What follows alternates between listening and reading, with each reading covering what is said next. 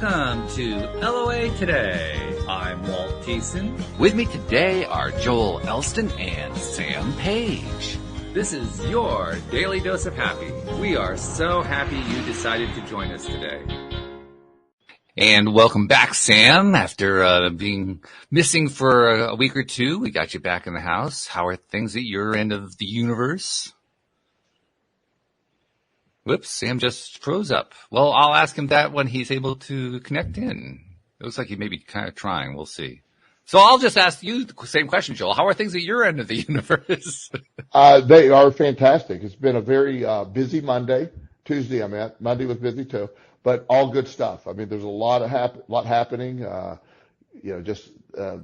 you know, I sort of dive into whatever's going on, and so I find it invigorating and also challenging, but it's been great. Well, yeah, for you, the two really go together. Absolutely. Right? Yeah, I mean, challenging and invigorating, they're really part of the same sentence, aren't they? That's the drive. You know, it's when people say, "Oh my God, you had a really bad day today," and I'm like, I see it differently. We got a lot accomplished. Yeah, and that's good stuff. That's really the trick. We were talking about that yesterday with David Strickle. The trick is, can you appreciate the bad stuff? If you can, absolutely. You win. Yep, that's the ultimate thing. The bad, quote unquote, bad stuff is either contrast or it's precursor to good stuff. Exactly. Which, by the way, what's saying it's contrast is also another way of saying it is precursor to good stuff. So you really just kind of were redundant there for a second. I love redundancy. And Sam, now that you're connected back in, I'll ask you the question that I was trying to ask before. Haven't seen you in a couple of weeks. How's it going in your neck of the universe? Not bad. Been keeping busy. Had a concert with the chorus I sing with called Walt's Vault, a different famous Walt for, Disney songs, which was pretty Oh, okay. My voice is still recovering a bit, but it was a good time. And now I just went back to work for the first time in a few days. And here we are now. Okay, well, we won't tax you then. So, feel free to jump in when you're ready to. But, if you need to take a kind of a break this week, it's okay to do that too. We'll let you kind of modulate that the way you need to. Either way is all good. Okay. All right. I'll just leave that in your court. Well, the main topic this week is about comfort in a sense. It's kind of about comfort. It's based on yet another book in Joel's reading list, which is an extensive reading list. This one is called The Comfort Crisis by Michael Easter. And I think when I wrote the description for this for social media for us to record this live while we're recording this podcast episode, I said, this is going to be interesting. And I think that was an understatement, because anytime you're talking about the comfort zone, you basically are setting yourself up for a conversation where there's all kinds of stuff going on that the person who's in the comfort zone doesn't want to have to deal with, which is why they stay in the comfort zone. I have a feeling we're not going to stay in the comfort zone. We're going to be like Dorothy and realize we're not in Kansas anymore. But before I jump the gun, let's get the actual story from Joel. Because Joel, you're the one who read the book or listened to it, depending on how you want to look at it. So give us like the overview. It is. I really enjoyed the book, and it obviously by me, bringing that to the table, I felt it was pretty relevant. The concept I post about this often on Facebook, and it's a belief. We have a tendency as human beings to seek comfort. Comfort is safety. It's homeostasis. It's we don't want to be challenged, and that on the surface seems that's ideal. It's fine. There's no problem there. Sure. However, the human body and mind was built to be challenged. It was built to take on new things. Neuroplasticity, sorry, I'm using that this week, but neuroplasticity is most active in times of challenge or rejection or failure. The brain is programmable during those times. So the idea that when we are challenged or we're forced out of our comfort zone, that's when changes can take place. Your muscles and your cardiovascular system only improve when they're taxed. So, hey, Joel, I'm going to interrupt you for a second because something became garbled in your audio. So it actually sounds like you're kind of underwater at the moment. I just wanted to kind of break things up and give you a chance to see if we can do something to fix that. I can change headphones if that's better. Is it still that Give it a way? shot, because right now it sounds like you basically have swallowed a bunch of razor blades and your throat is all cut up. And Well, it, that was what I was going for, but I'll well, just, it worked. It worked I mean, beautifully. yeah, let me step away and you guys talk for a second, okay? All right. Because we don't want Joel bleeding at the throat, right, Sam? I mean, Oh come heavens on. no. It gets That all was over the floor, and Well, it was sounding a little better right at the end there, so I trust he'll get that resolved soon enough. yeah, I'm not sure if that was actually a signal issue, if it was the headphones or whatever. But hey, it doesn't hurt to switch the headphones. Maybe that makes a difference. We'll just leave it at that. Right. Yeah. You never know with technology, but yeah, no, comfort zone is a good place. It's obviously what's comfortable, but getting out of there is kind of how you grow and expand your consciousness. Yeah, it's annoying, isn't it? I mean, seriously, it really is. Like the only place you can grow is outside the comfort zone. Why couldn't we do it inside the comfort zone? Right. It's like this is what I know. This is what's comfortable, but I enjoy the comfort zone. Why do I have to leave it in order to grow? That doesn't seem fair. But. I definitely resonate with that too. Well, we know that Joel's got a new connection going on here, so let's see, Joel. Are you sounding any better? Well, let me try it first on just with the phone with no apparatus. Is this good?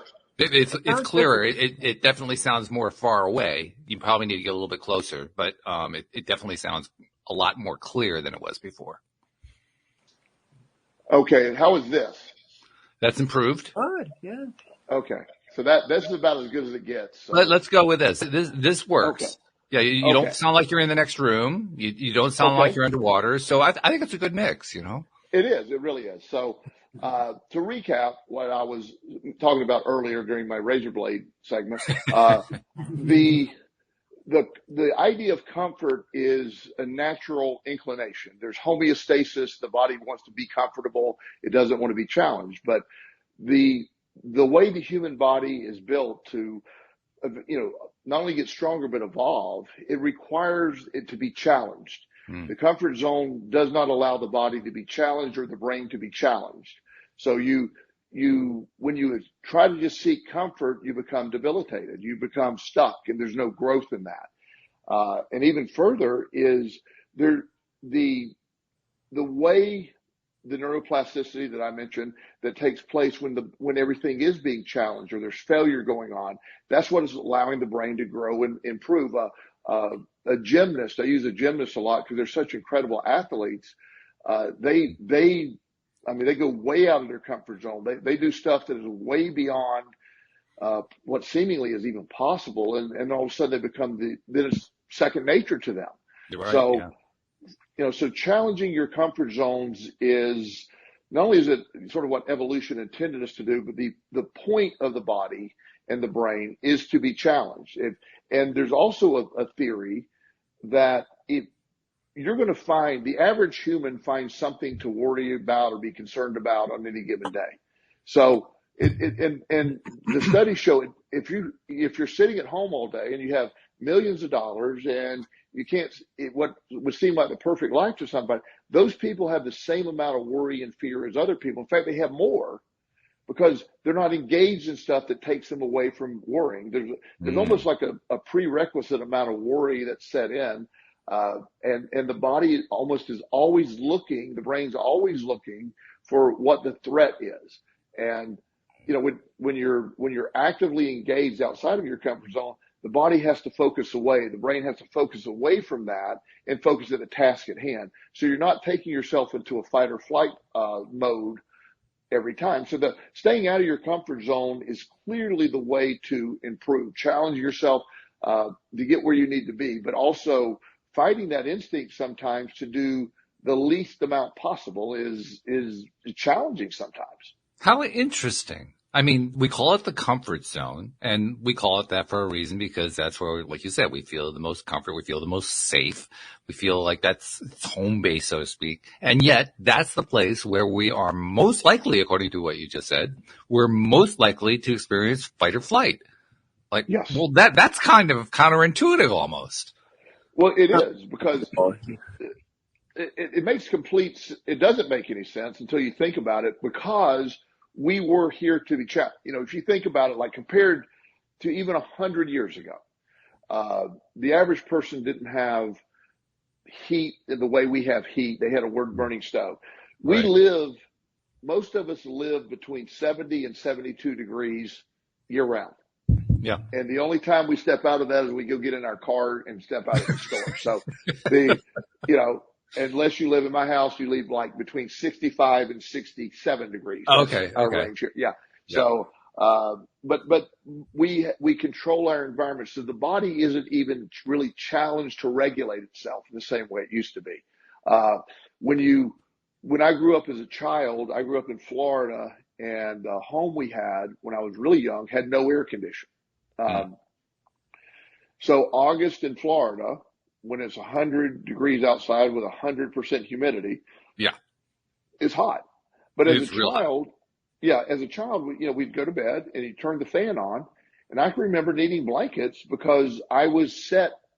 My temperature was able to adjust, and because it was always being challenged. Well, right now, if I were to go down to my house in Florida and turn off the air condition and just turn on a fan and try to sleep, there's no chance in hell I'm falling asleep at Sure. all. Because I'm just conditioned. As I said, it's 65 degrees when I go to bed at night. That's what I sleep in. They call it air conditioning for a reason. You get newly conditioned to it. I get conditioned and programmed into accepting that as my sleep patterns. Also, studies show people do sleep better when it's cooler. Yep. But it just, you also can become dependent on that. Mm. I also have a pillow. This is a pillow story. I have a pillow. I like flat pillows, and finding my perfect pillow, it was an exercise. It was hard. It really was. And Wow. I probably went through 25 pillows before I found the right one. Oh. And now I have 30 of those bought and wrapped tightly. I love it. So I got at least a couple of years worth of pillows now. I guess, maybe yeah. maybe the rest of my life pillows. I don't know, maybe. But it's that important to me. Yeah. It also has first world problems, but you get my point. I can't sleep when I go to a new hotel room, especially when I flew somewhere, and I wasn't able to get my pillow on board. It's really hard for me to sleep. I hear you. And I have gone as far as having Amazon deliver a pillow to a hotel room I was going to be at, so I'd have that pillow when I arrived. So, I can go a step further than that, actually, because there was one time we were on a trip and we stopped in a hotel in Virginia, actually, not so far from where you live, and then we headed south and realized that we'd left our pillows in the hotel room, but we had to go north again later on when we were going home. So we asked them to hold the pillows so we could stop on a special trip to pick up the pillows on the way home. Wow, you win the pillow war. No, I think I actually win the completely obsessed with pillows war. But our pillows are comfort zones. Yeah. And you think about that, like going to work in your air conditioned car, or, the idea that we just have a tendency to look for safety, comfort, and not being challenged. So the comfort crisis gets into why, and we're touching on these reasons to live your biggest, most efficient life and live the way you want to live is going to, you're going to have challenges. You need to have challenges. You need to overcome those challenges. Fulfilling life requires you to do that. And it keeps you strong. It keeps the brain engaged. We were talking about Ikigai, 2 or 3 podcasts ago about Japanese, concept. This sort of matches that theory a little bit in a different way, but it's talking the same thing with a different perspective. But you getting out of your comfort zone is something that most people fear greatly, but also simultaneously need to do. And I think that's a challenge for so many people. It totally is. And it raises a very, very obvious question that I think probably most people would already have an answer to it, but I want to raise it anyway because I think it's important. Why are we so obsessed with staying in our comfort zones? I think, again, we're programmed. The body seeks homeostasis. It's protection.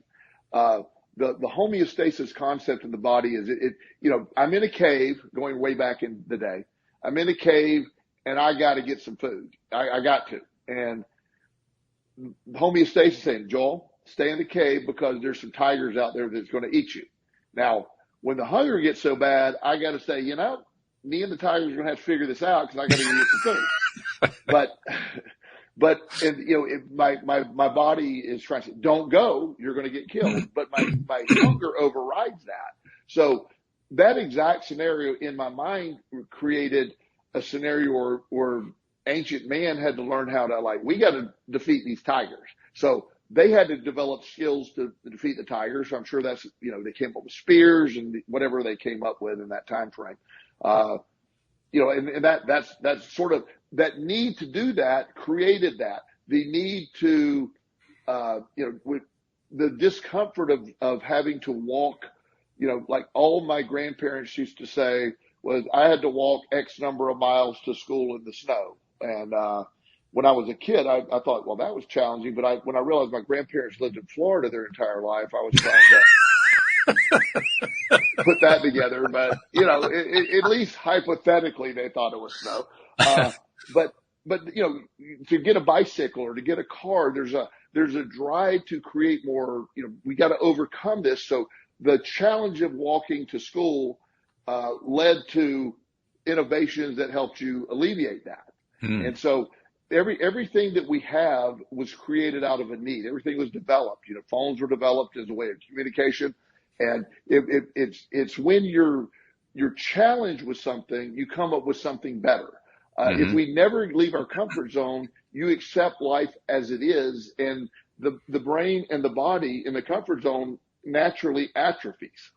It shrinks. The brain, the body's tendency it sheds muscle cells, it sheds a lot. It just wants to be as efficient, minimally efficient as possible. So when you don't challenge it, the muscles in your body just disappear. They start going away. The body says, we don't need those. Let's not waste the energy keeping them alive. Your brain doesn't constantly need to be figuring things out. You get brain fog, and it's just the idea of, I don't want to do any of that. So when you're challenged, those things are able to, they're forced to keep going.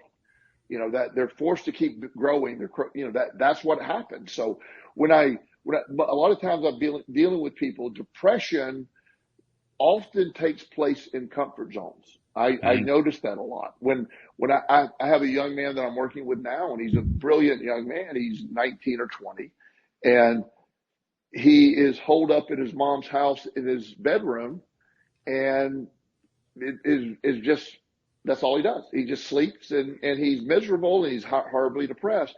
So the method that we're using and that has been very effective is we get him out of that room, get him moving. He comes into my office, and he's going to the gym now. He's doing those things. So there's almost an immediate improvement when he evicted himself from the comfort zone. Yeah. Yeah. So on the one hand, we all like the comfort zone. And on the other hand, I think we're beginning to develop an appreciation for not being in the comfort zone, because it's beginning to look more and more like all the good stuff's happening outside of the comfort zone rather than in the comfort zone. And that's it's almost a change of perspective. You've heard me say before, I've redefined my definition of failure as being a bad word, and failure is a good word. It's a challenging word. Similar type here is, we were always told the least amount of effort is what we're striving for. You work really hard so you don't have to work.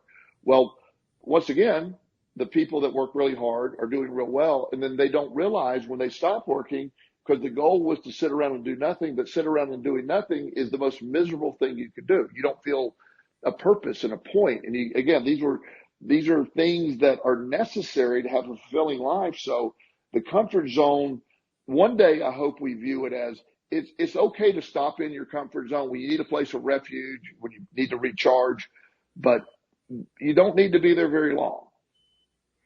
There's an interesting piece to this for myself. And Sam, I'm curious to know, jump in to tell us your side of this story too. But for myself lately, I've, after many, many years, and Joel, you know my story, I've actually reached a point now where I don't have to work a whole lot. I'm working actually very few hours. And so I'm kind of faced with irregular time periods. That's kind of the hard part right now. I can't really tell exactly when I'm going to have to do something related to the business.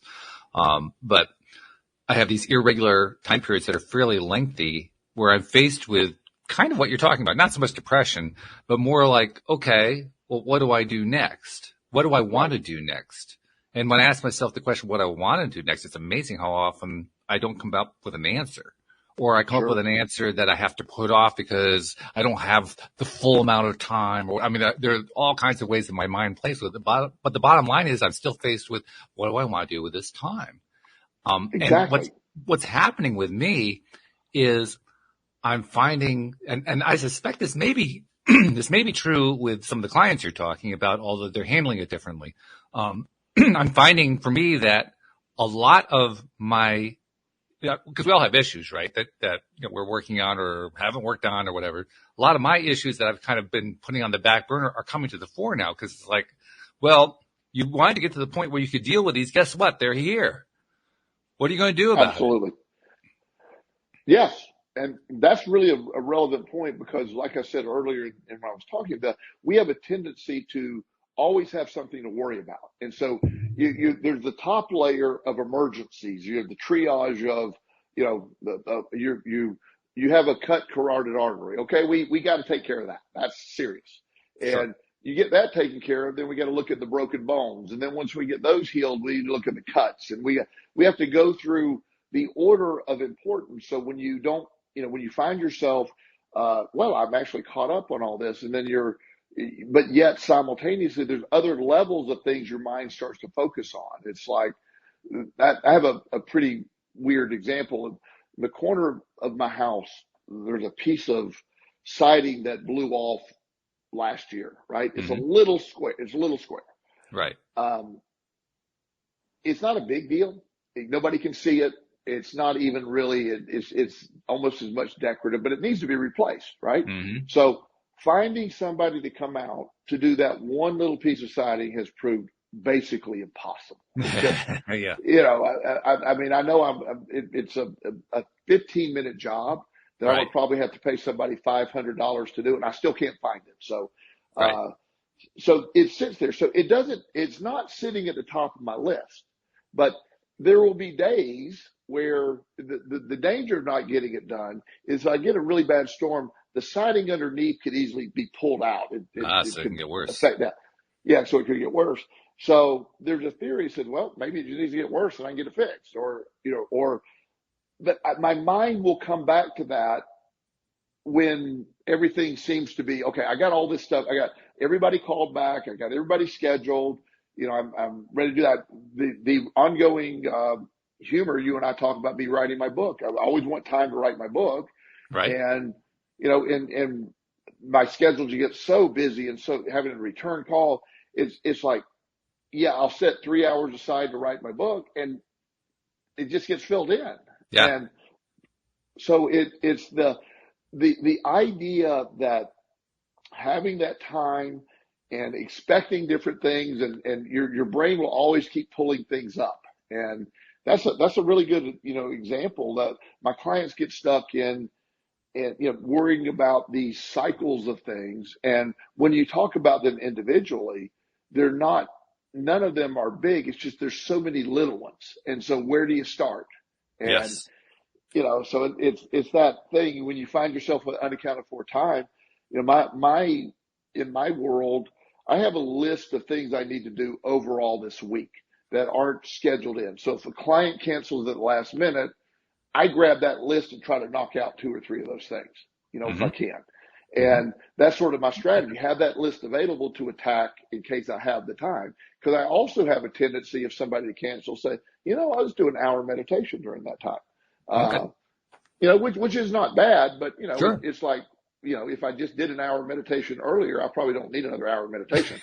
There is that. Yes. Yeah, there is that. You can over meditate, probably, but, so I love when we reorganize our brains to evict ourselves after we're in the comfort zone too long. I'm not saying never go there, but there's a saying that I've loved, and I think I got it right. A ship is safest in the harbor, but that's not what ships are built for. They're built to go out. They're built to go plus, do this. The U.S. also discovered the hard way that it wasn't true on December 7th, 1941, when all the ships were in the harbor and they got bombed. So it's not necessarily the safest in the harbor. Okay, well, thank you for that fact. I'm just trying to help push everybody outside the comfort zone. That's all. Yeah. Let's bring. Okay. So anyway, yeah. Except for December 7th, ships are safest in the in the harbor, but that's not what they're built for.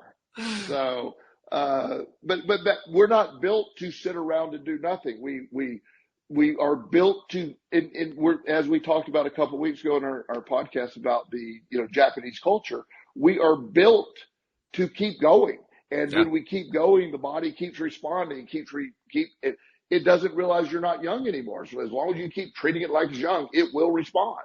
And when you have the shutdown, or I don't want to do this, or I want to do that, then a lot of it is just this negative programming that we've had for so long against work or being busy or being challenged, versus that's the whole reason we're here. You didn't come, again, my belief system.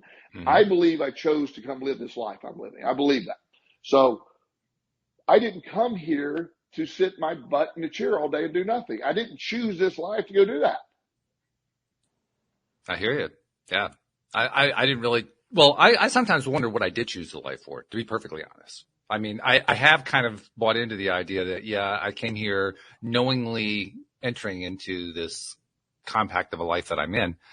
I often question my taste in the matter and my judgment, but nevertheless, I did make the decision that I have come to that conclusion.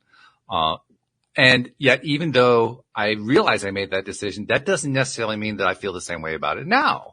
So I can sit in that comfort zone for a bit and say, well, I'm going to sit in the comfort zone for a little while. Sure. I'm just going to enjoy it here. But the funny thing is, the longer I do that, the more bored I become. Right. And whether you agree with the intent now or not, and part of it is, I think we often do pick bad choices. There's, that's the whole thing. You get unlimited gameplay here. You can keep doing it, if you want. So I think I think people need contrast. In no way that I don't want to get controversial, but that never stopped us. We get controversial anyway. And I mean this very lovingly, but I think, profoundly disabled people say, well, why they choose that? Well, maybe in another lifetime they hated the idea of being taken care of. So maybe they chose a life where they were forced to be reliant on other people. Maybe that was the thing. I don't know why, but I think sometimes we choose lives that are more challenging because, again, the merry-go-round at Disney World's fun, but the real action is Space Mountain. So you want to go ride Space Mountain. Merry-go-round's cool, but Space Mountain's where the action is. And yet I also know I've also had on the show here guests who have been through some horrible stuff, and I've asked them after the show. I usually don't want to ask them during the show. I don't want to put them on the spot, but I've asked them after the show, like, what do you know about this theory about how we came here knowingly, that we knew what we were getting into and we chose it deliberately? Do you think that's true? And some of them say yes, and others say, why on earth would I ever choose this? Yeah. So how interesting. I mean, like you said, we all have different beliefs. We all have different attitudes, different belief patterns. We all have these different belief patterns, and that's great. That's part of what makes the human race so interesting. But nevertheless, because of those different belief patterns, we end up with very different viewpoints of that idea that, did I have control over coming here? And it's interesting how that actually does play a significant role in that comfort zone. Or getting out of it, either way that you want to look at it. Exactly. If in no way, and I think you know my feeling on this, I was born into a lot of chaos, a lot of addiction, a lot of mental health issues. My biological grandfather committed suicide. My biological father committed suicide.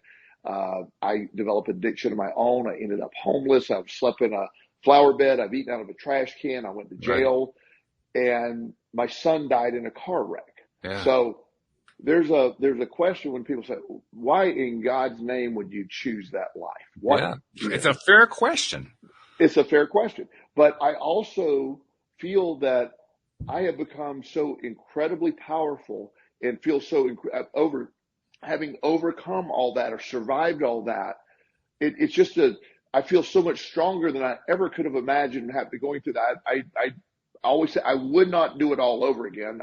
No, good lesson, but you know, I pretty much know I can survive whatever happens. And then I Mm. take that message and then I help other people, educate them on how they can do this without maybe having to go through all that. And then it all makes complete sense. Yeah. Yeah.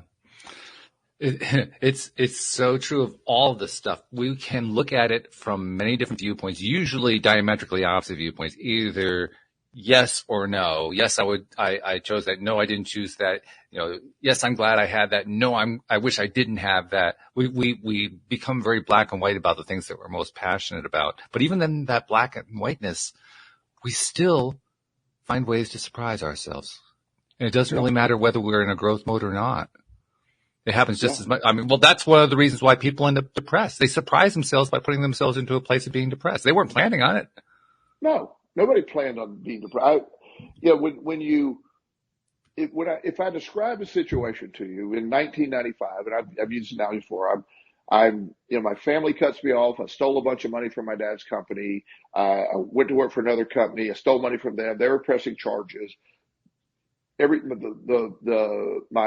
woman I was dating dumped me, of course. Mm-hmm. All my friends cut me off. Had nowhere to live. I gambled all my money away. Ended up going to jail, getting a felony conviction. I had $250,000 worth of credit card debt. I mean, when I tell the story, it was at such a low place. There was no plausible explanation that I could ever envision the life I have now. Oh, sure. Yeah. But the process began with me just one step at a time, just getting up, getting a job, doing this next thing. And then amazing things started happening. Then I sort of realized, wait a minute, maybe I'm onto something here. I started expecting amazing things to happen. And it happened at a greater rate.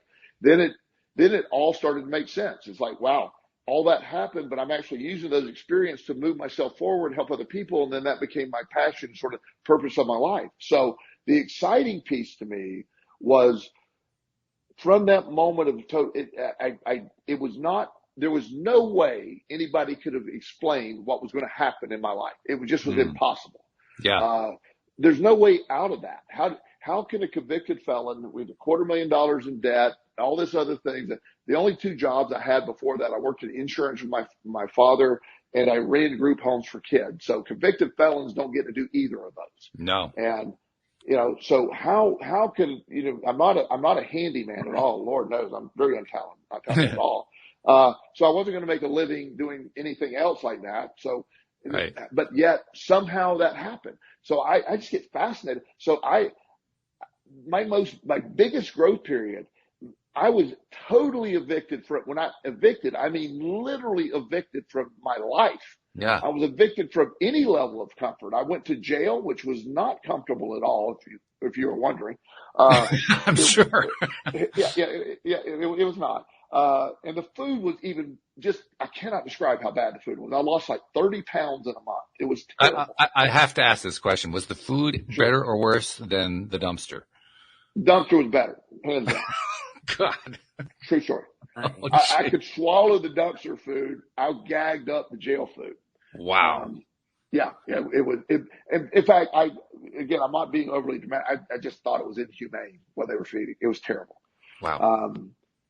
So, but despite all that, here I am, and I have a life that, and I think I've mentioned this before.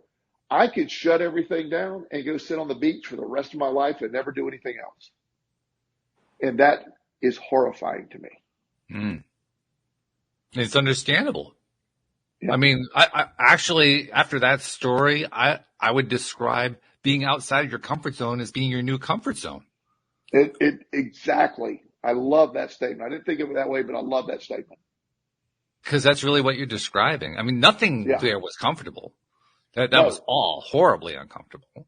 Yeah, the whole, and that spanned over quite a few years. I mean, that was I had a really uncomfortable time. Yeah. But it's also my greatest growth time. To literally go from negative $250,000 with no potential for a job to have a couple of homes, have a business that I have multiple businesses. It's just, it doesn't seem possible. Right. Yeah. And when you're in that place, it isn't possible at that point. No. Yeah. So I don't recommend my path to anyone else. I mean, I can't assure them that would work out the same way, but I do want people that no matter how challenged you are, the exciting piece to me is to understand that from that place, you and I talked about this at length before, Walt. I don't remember the podcast, but after about 2 years in Florida, when I was living at the transitional living home, eventually started working for the guy. Mm-hmm. I went to South Carolina to run the facility there. We created a new facility, and I was going to operate that one. I was co-owner of that one. Right. My entire worldly possessions fit in the back seat of a Pontiac Bonneville, and I drove from Anna Maria Island to Rock Hill, South Carolina, and as weird as it sounds, one of the freest moments of my life was when I was heading up, Interstate 75 to head on up. I'm free. I'm moving forward. It felt so freeing, and I didn't have anything, but some level of that was free. If I were to, well, you did have something very important. You had something that you didn't have before. Yes. First of all, you were out of prison at that point. Yes. And secondly, you had something that you didn't have before, in that you had a direction, someplace you wanted to go. Which I agree. I was moving. I wasn't running from something this time. I was running to something. Yes. That's a big difference. Yeah. And the thing that I thought you were going to say, but for the first time in many, many years, when I got in the car and I realized I'm driving up to a treatment center that I'm co-owner of. Now, that's not as exciting as it sounds. We had no money, but it was at least the beginning. It's impressive, though. It is. But I was driving up the road with hope for the first time in a long time. Yeah. Hope is where that was at. So I drove that distance up there, and now I have. I will not. In fact, if I move back to Florida or move to another, I'm just throwing everything away here. I'm not moving anymore. But it would take a couple of trucks to move me now. I headed up from Florida with suitcase and some clothes in the backseat of a Pontiac Bonneville, and it would take a couple of big semi-tractor trailers to move me now, and I'm not going to do it. But and I'm not saying that's any better, and I'm not bragging, but I'm just saying it's not representative of what matters to me. Yeah. So it's just all that discomfort. There's people that say that's scary that you left Florida and you're moving to a brand new city. You don't know anybody there, and you're going to have to start this. And it just felt like an adventure, and it turned out to be. That was a chain of events that led to everything you know about me. It was a necessary part, and there's no way to possibly have predicted what was going to happen after I got there. Although there is actually one thing that was an indicator, not a predictor, but there was an indicator, and that was what you said, that as you're on 75 driving north, you felt, I don't remember what the exact word you used, but it was a positive feeling. You had a positive feeling on what many people would describe as a negative situation. Yeah. So most people would be scared because you're being evicted from your comfort zone. Well, I was in such I was in the opposite of a comfort zone for so long. The idea that that description is a brand new start. It was an adventure. It was exciting. I wasn't excited about South Carolina at first. I was like, not my favorite state, at least the information that I had received on South Carolina, but, turns out South Carolina had some wonderful people there, made some dear friends, and one of the most significant events in my life happened. I adopted my two sons. I turned my life around there, and that's where my adoption of my first two children were adopted from.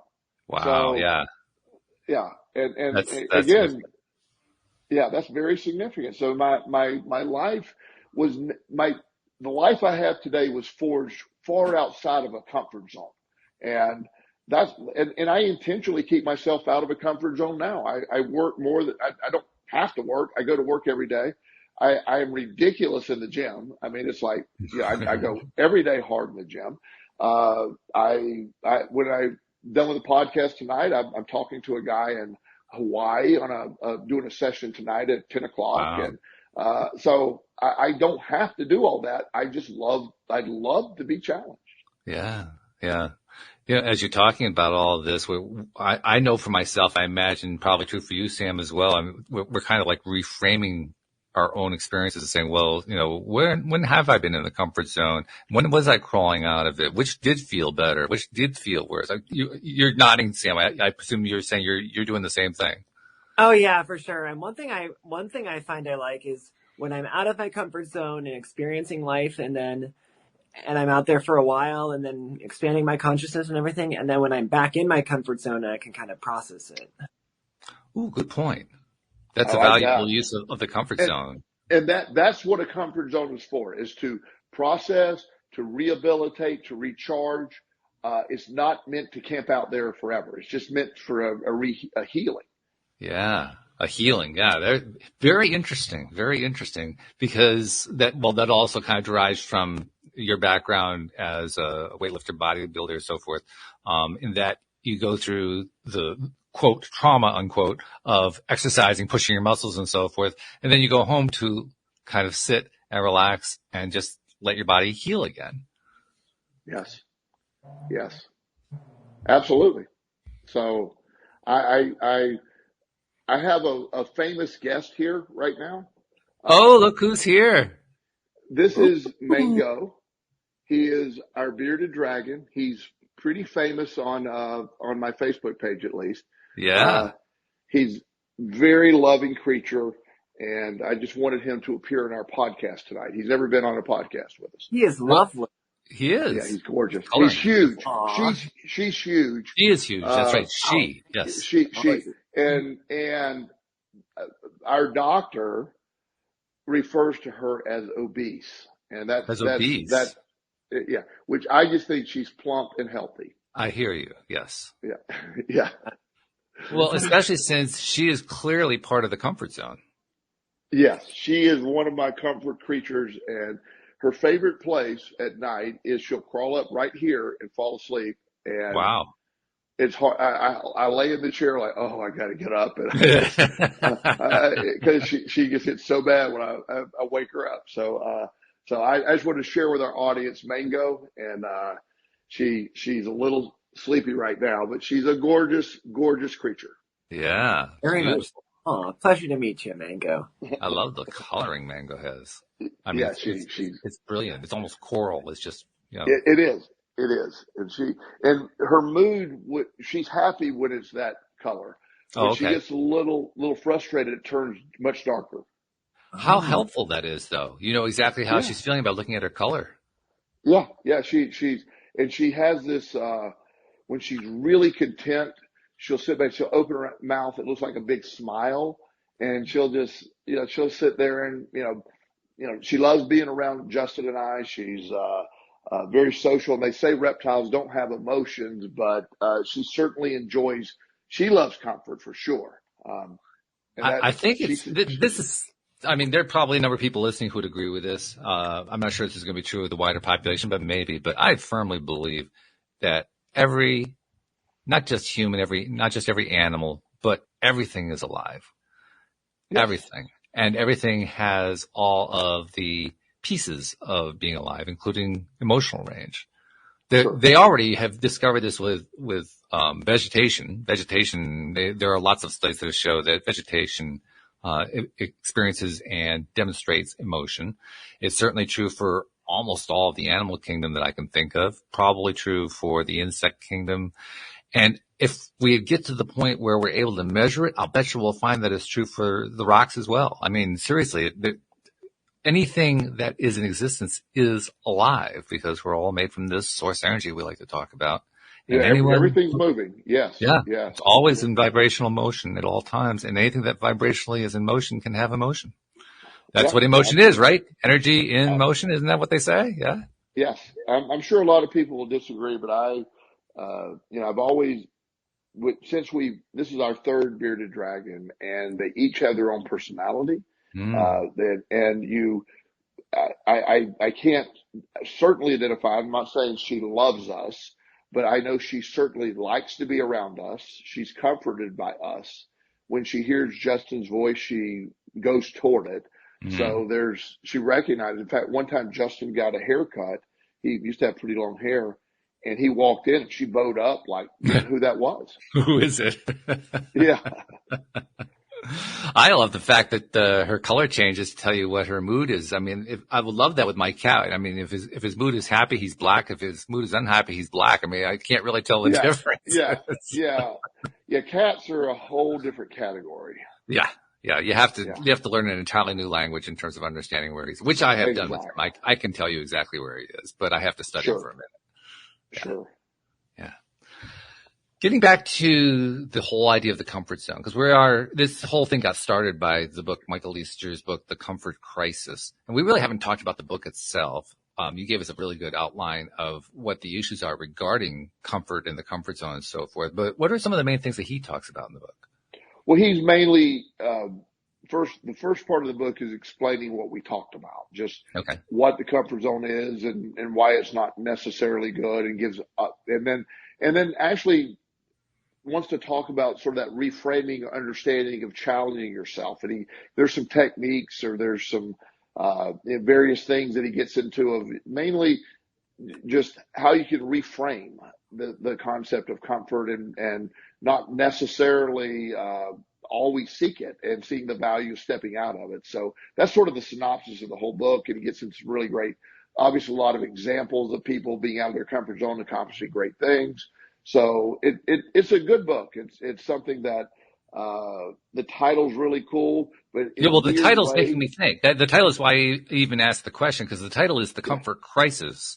When yeah, he wrote that title, The Comfort Crisis, he had something in mind. What was he talking about with the yeah. crisis was Well, concerned? talking about the seeking of the comfort zone is the crisis. It's what Ah, is a crisis for us. It's, living in that comfort zone is it's perceived as what we're seeking. It's all sold as what we're seeking, least amount of effort kind of thing. It's what society believes we're after. But that is what's creating a lot of crisis and mental health in a lot of people.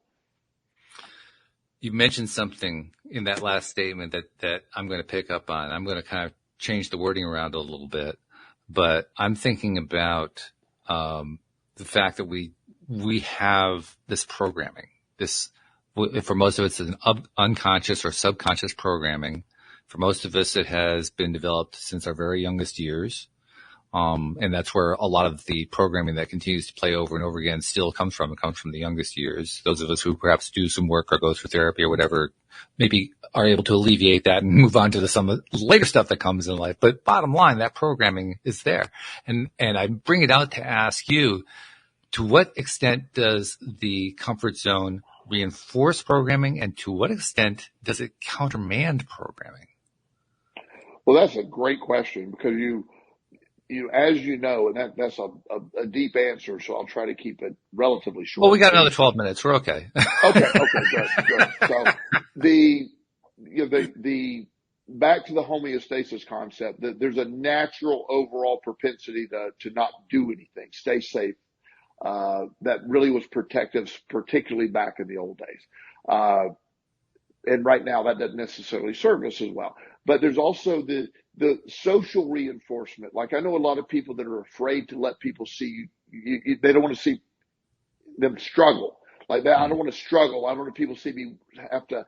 An example I can remember is early in my recovery, I waited tables. I've heard me say it a million times, and my biggest fear in waiting tables was I would walk up to the table and somebody I knew would see me and say, "Oh, Joel's struggling. Wow, he's really screwed up. He's really done that." And it wasn't waiting tables that was bad. It was my fear that people would see me struggle. So Right. again, the comfort zone it's sort of a symbol of success. That, wow, you get to sit on the ultimate goal is to sit on your yacht, or just sit around and do nothing, and have all this luxury around you. And there's people that do that fine, still find plenty to do. But the idea of the value of my story about my life is, I recognize clearly that the most productive and exciting time was at my lowest point, when I was pulling myself out and just, again, evicted from the comfort zone. I didn't have a comfort zone to retreat to for a while. Right.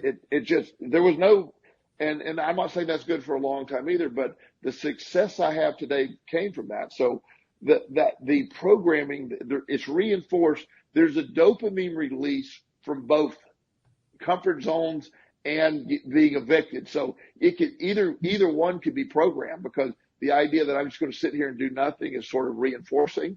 It's like, wow, I didn't have to do anything today. But also the idea that I went out and accomplished a lot, that's a big reinforcer too. So it so much is perspective based here that both sides can be reinforced, but it's all built on your perspective of how you're doing it. You're reframing it to match your current belief. Boy, that's a great statement right there. You're reframing it to match your current belief. That's something we humans do a lot. We absolutely do. Right, Sam? Yes. Oh, yeah. I mean, like daily? Oh, I'd say so, yeah. Maybe hourly? Yeah. Yeah, we're really good at that. For some reason, we're not so good at reprogramming. We get stuck in that comfort zone, or we get stuck outside the comfort zone, or we get stuck in various places, and I think we kind of buy into the idea that we can't change it. That's where I'm saying that we're really not good at reprogramming. We're not good at reprogramming because we don't have access to the storage of the programming directly. So subconsciously is where stuff is stored that you need to reprogram. And the only way to do that is over time, changing perspective, feeling the emotion attached with the new way of thinking, constantly reframing, challenging, and then eventually you have a new narrative. If you, one of my clients earlier today was young man, he had lost a girlfriend. I mean, they broke up. He didn't lose her. Right. The other way. They broke up. They've been together. He's really young. He's like 17, but they've been together 2 years. She was his first love. Yeah. So significant. It is. He's devastated. He's just devastated by all this. He's not rational. He's not thinking. Now, logically, we've all had that at some point. Yeah, and we all remember how bad that was, but that doesn't comfort him. So the idea that all this relationship, his self-worth is tied into that, is a subconscious feeling that became his comfort zone, that relationship. So she just evicted him from their comfort zone. And so he feels powerless. He feels all these things. So getting him to distract and get access to that subconscious programming is what we're working on. But his tendency to go sit in his room and pout and think about it over and over and over again is seemingly comfortable, but clearly damaging. So reprogramming is one of the hardest things you can do, because you don't do it instantly. It is a slow process. Oh, good point. To reprogram the subconscious brain. If we could flip a switch, we'd be happy to do it.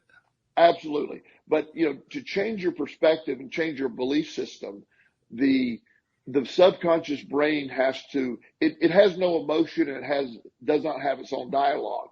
It responds to everything the conscious brain is programmed. It remembers everything. It keeps everything. But the feeling, like you and I could go to an event, go see a movie together, us three could go see a movie together, and I'll be like, oh my God, that's a great movie. It was fantastic. Sam might go, nah, not really. And Walt would be critical of the lighting, for example, or something. I notice how he puts me in the category of being critical of the lighting. I'll remember that one. Yeah. Yeah. Well, or pointing out that December 7th ships were. Anyway, it's come back to haunt me already. Okay, I get it. I pulled it back in for the show was over. But you see, so I will store that movie as good, and you would store it. Sam would be like terrible, and Walt would remember the lighting issue. So, but let's say you're sitting at home 6 years from now, and it happens to be on TV, and you're watching and go, Sam, you might say that's a great movie. I missed that. I didn't, so.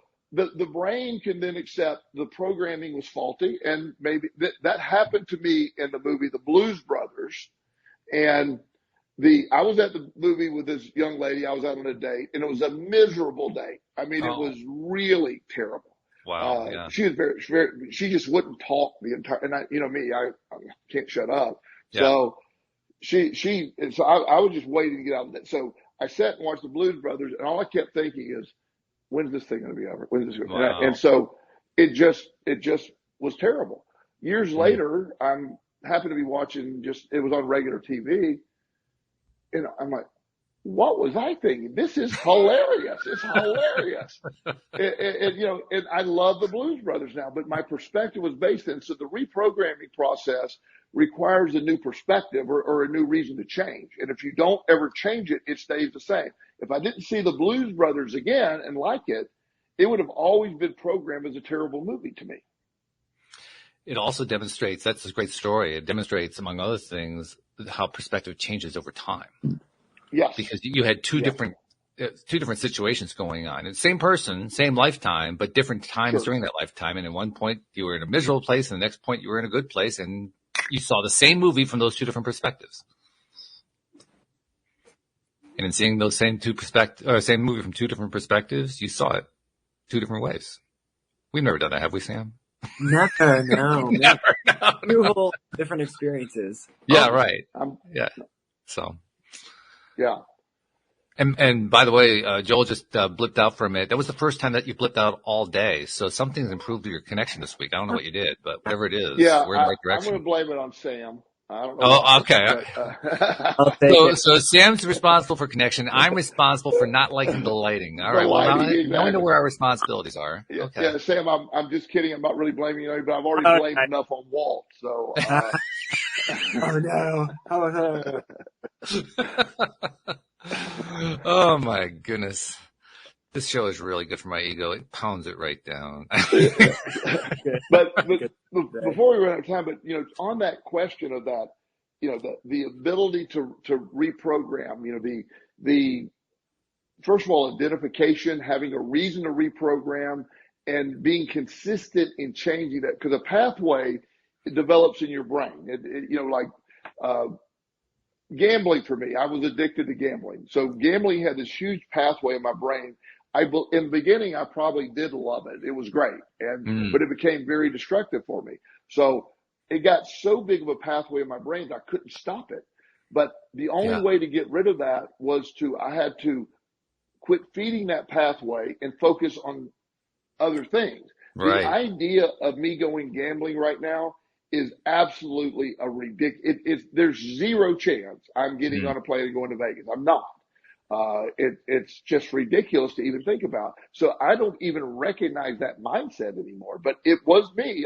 I lived it, but it's not me now. And so I reframed that, and I realized how damaging it was. That's why cognitive behavioral therapy works good with addiction, because you can just logically keep talking about it and saying, create new pathways. The pathway you're dealing with isn't working. It's not good for you. And then you can't get rid of that pathway instantly. The way to defeat it is develop new pathways. And, the lifestyle I have now, I got my gym, I got my job, I got my kids, I have all these other things going for me that I didn't have before. And I would in no way consider that's just such a ludicrous thought to go back. But I'm operating on all brand new pathways now. Which shows that even though we feel like perhaps we can't really reprogram it, it just seems too hard. It turns out not only that we can, but we can do so drastically. We just have to be willing to give it a little time to happen. It won't be on a light switch, but you really can actually make a dramatic shift. So when you look back, you say, whoa, that was huge. Yes. Yeah. And the story that I've told many times and just briefly discussed, as I said, there was no plausible way to see getting to where I'm sitting here today.